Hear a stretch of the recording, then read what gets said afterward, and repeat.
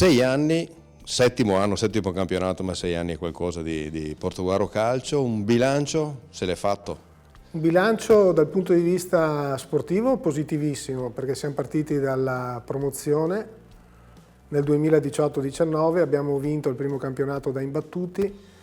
Quest'anno, secondo me, siamo partiti con degli obiettivi di salvarci il prima possibile, perché la squadra, a parte i due attaccanti, era la stessa dell'anno scorso. Abbiamo portato a casa altri validissimi giocatori e, come ho detto anche a loro recentemente, secondo me la rosa è sicuramente più forte dal mio punto di vista di quella dello scorso anno. Il problema è che questo campionato è molto più competitivo di quello dello scorso anno.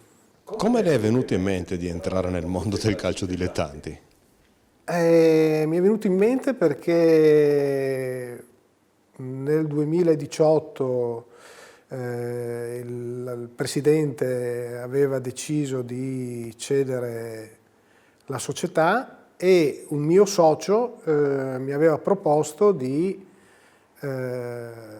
prenderla, di rilevare questa società nella quale io da bambino avevo anche giocato, e quindi era la mia passione il calcio, e quindi ci ho provato, insomma. Mai pentito? E diciamo che più passa il tempo e più i problemi diventano sempre preminenti rispetto alla passione. Quindi a un certo punto l'entusiasmo che hai all'inizio comincia a scendere. Ha raccolto quanto si aspettava finora? Dal punto di vista sportivo assolutamente sì, perché io l'ho dichiarato nel luglio del 2018 qual era l'obiettivo nostro, quindi di portare il Portogruaro in Serie D. Ci siamo riusciti e quindi questo era l'obiettivo sportivo.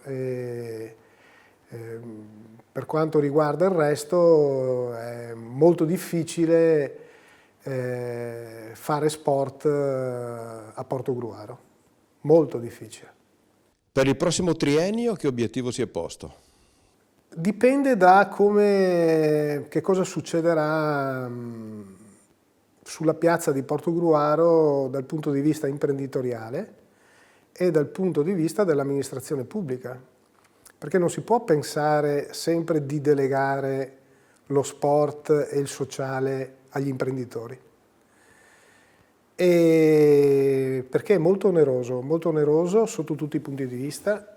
Non parlo solo di denaro, ma parlo anche di impegno personale dal punto di vista delle ore e un impegno anche di responsabilità enorme. Con il nuovo sindaco ha avuto qualche modo di confrontarsi? Ci siamo sentiti un po' prima delle elezioni e un po' dopo. Sto aspettando che accada qualcosa. Che cosa la fa incazzare della riforma dello sport? Ormai una società come la nostra, che si può definire semiprofessionistica, ma adempiamo a tutte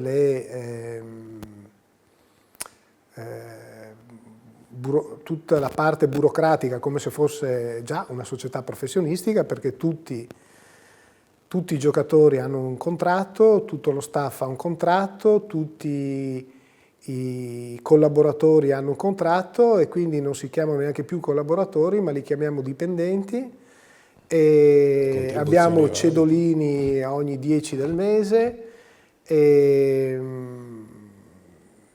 quindi è come gestire una società normale. Ha parlato con gli altri presidenti di questa riforma? Si è confrontato con Zanutta, il presidente del chiosco, qualcuno della zona? Non serve confrontarsi con i pari grado di categoria. Il problema è anche la piccola SD, quella che ha 10 ragazzini, che deve adempiere anche loro devono adempiere a tutte queste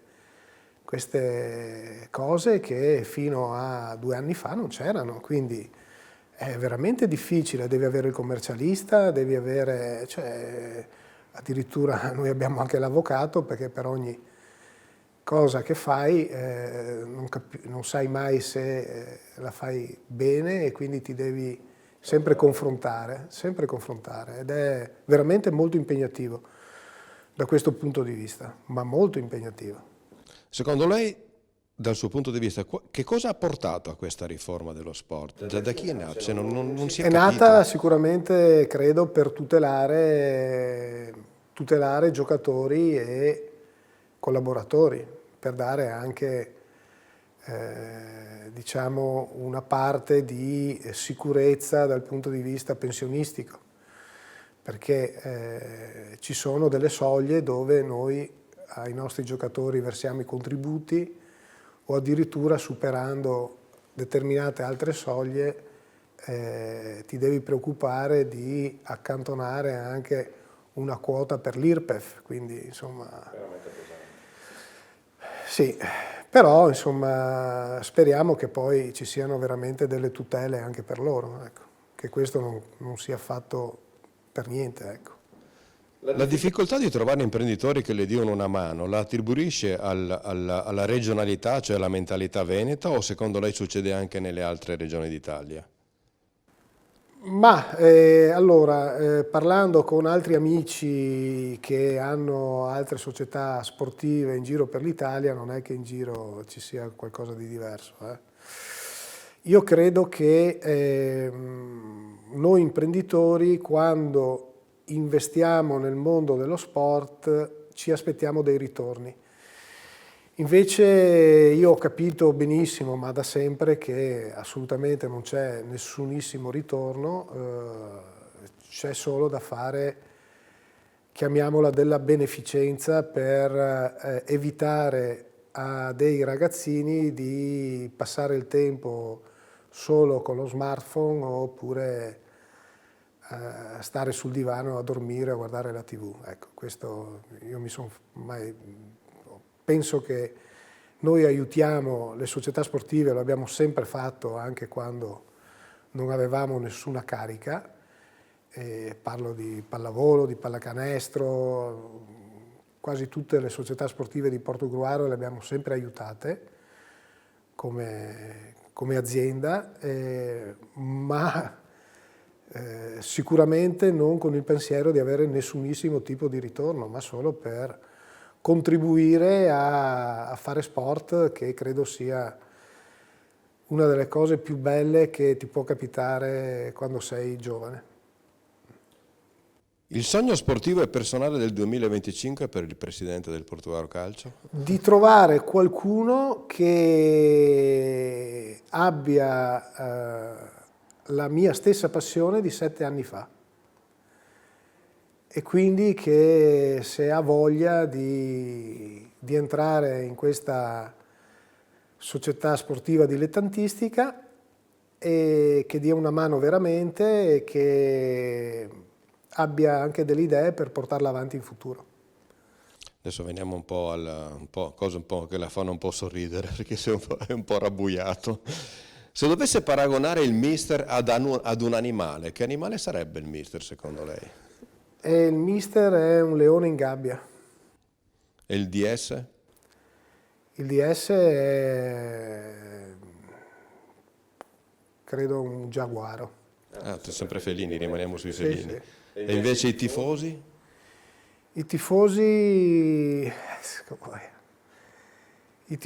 potrebbero essere, per come li sento io, sono dei panda buonissimi. E lei? Io sono non lo so neanche più che cosa sono, perché dopo 7 anni è difficile, credo di aver cambiato pelle e pelo ogni anno. Le assicuro che è veramente difficile gestire una società sportiva dilettantistica che non è solo maschi, è anche femmine. Anzi, in questo momento soprattutto donne con 4 squadre. Ormai il Portogruaro è diventato il punto di riferimento del Veneto orientale per il settore femminile e sì, non dimentichiamoci insomma di questa cosa, mentre il settore maschile purtroppo non è più quello di una volta, le motivazioni sono molteplici, fra cui la più importante è sicuramente la mancanza di impianti sportivi, intanto che in questi anni siamo andati sempre in giro a mendicare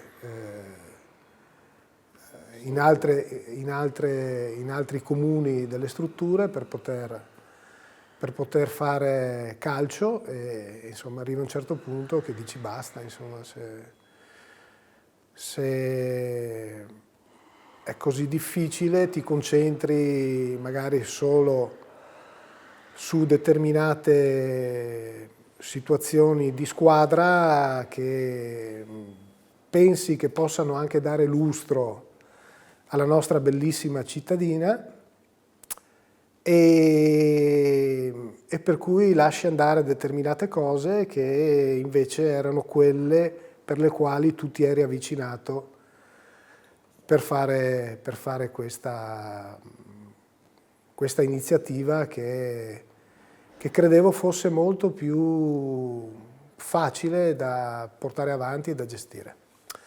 Quindi l'animale, non so, magari adesso sarò diventato un bradipo, non lo so. Cioè.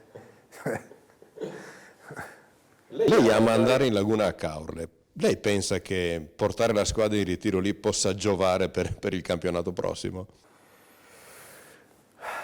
Ma allora, noi i ritiri li abbiamo sempre fatti in montagna perché dicono che c'è tutte quelle cose lì, quindi non ho mai visto dei ritiri sinceramente fatti soprattutto a luglio in Brussa con l'acqua salmastra magari.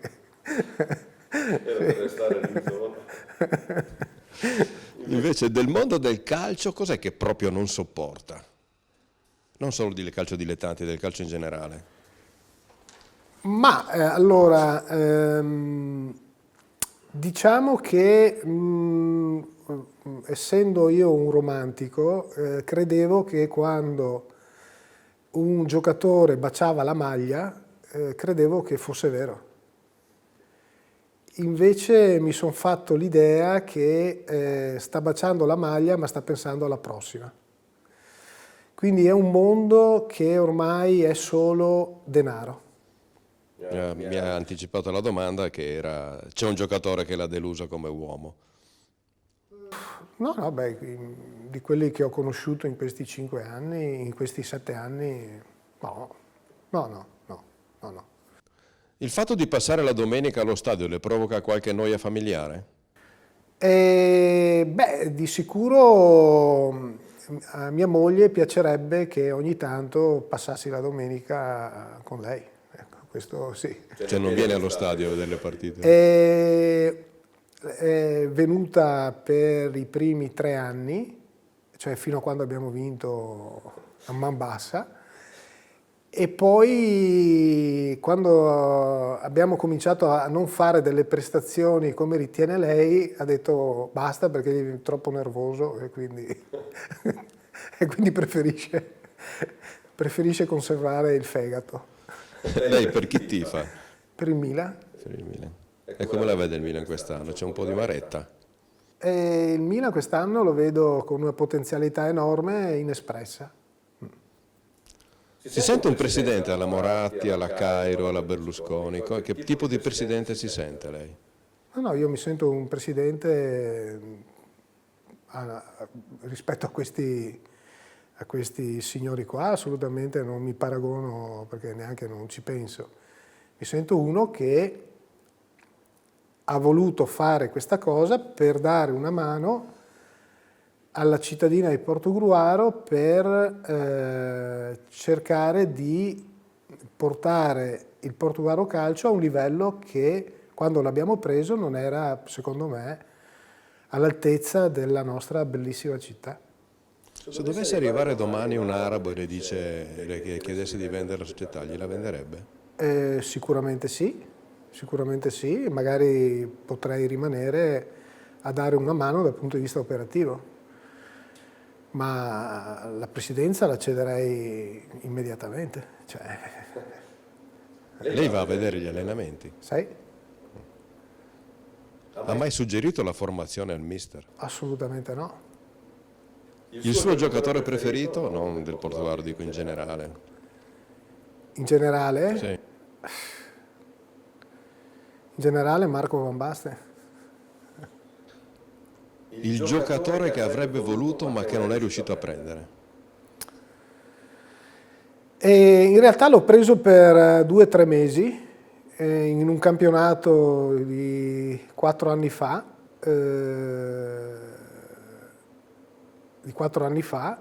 e poi è venuto a darci una mano quando abbiamo fatto quelle 10 partite in quel mezzo campionato tra Friuli e Veneto, non so se per caso si ricorda. E quindi sono riuscito a prenderlo per 2 o 3 mesi ed è un giocatore che giocava col 90, che a me è sempre piaciuto, funambolico, e quindi sono riuscito, quindi non mi dispiace degli altri che ho visto, quelli che abbiamo voluto prendere li abbiamo presi, insomma. Cosa manca al mondo del calcio dilettanti per fare il salto di qualità?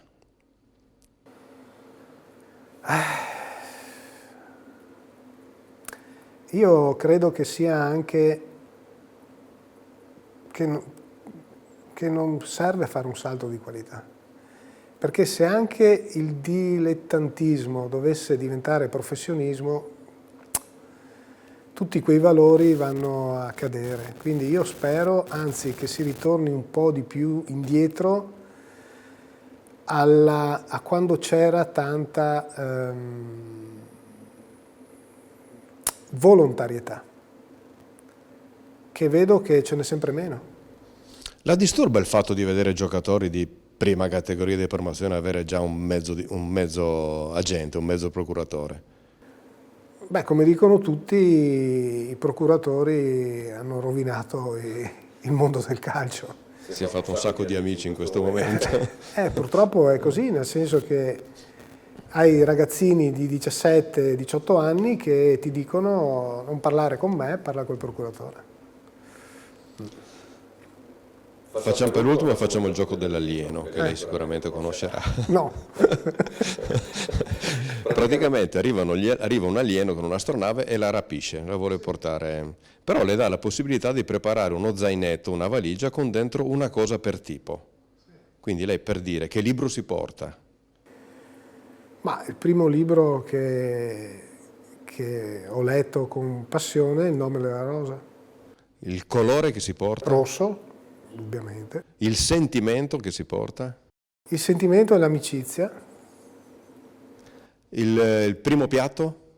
Primo piatto, una bella carbonara. Il pezzo musicale?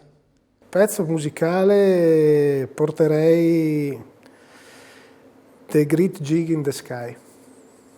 E da bere? Da bere un buon bicchiere di vino rosso. Dei suoi prodotti cosa porta? Uno, eh? Uno e i tramezzini. Beh, tramezzini e vino rosso non è male. L'ultima cosa, lei si sente di dire qualcosa ai tifosi che sono dei panda, ma perché sono in via di estinzione, i tifosi del Portogallo, o perché si augura... Perché sono in via di estinzione, sono buonissimi. E rispetto al passato, dove sicuramente ce n'erano tanti di più, adesso da circa 7 anni io li conosco personalmente, sono una decina, non mancano mai, sono presenti sia in casa che in trasferta. sono encomiabili e io li ringrazio infinitamente e dico che sono buonissimi come i panda perché quando vanno in giro negli altri paesi si fanno voler bene da tutti, non hanno assolutamente nessuna eccesso, diciamo, di comportamenti, ecco. Quindi loro lo sanno che io li adoro e quindi ho un rapporto bellissimo, insomma. La ringrazio Presidente, le auguro buon anno e buon Natale. Grazie a lei e buon Natale e poi buon anno. Grazie.